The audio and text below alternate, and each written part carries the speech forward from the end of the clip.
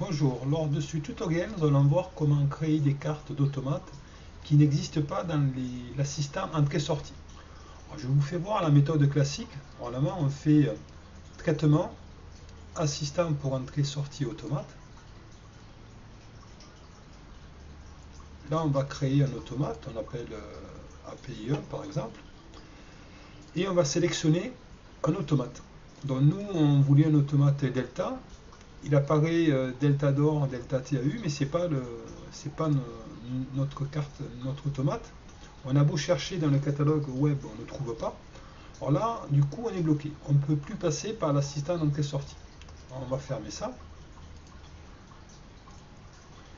Alors, il faut passer par insertion, bloc, fond de plan. Et ici, il apparaît des fonds de plan, d'ailleurs qu'on avait utilisé lors d'un tutoriel précédent, c'était des fonds de plan unifilaires. Et nous, il apparaît ici une carte automate. On va prendre le style 1, style comme par exemple.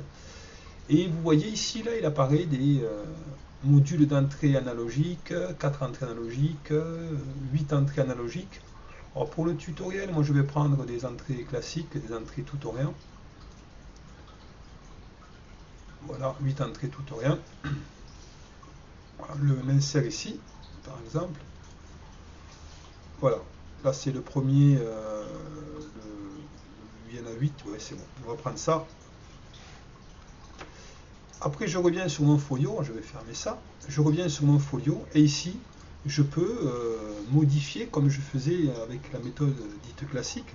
Je double-clique ici et là je peux mettre le mnémonique de la voix automate, désignation, première ligne, deuxième ligne, de ce qui apparaîtra là-haut.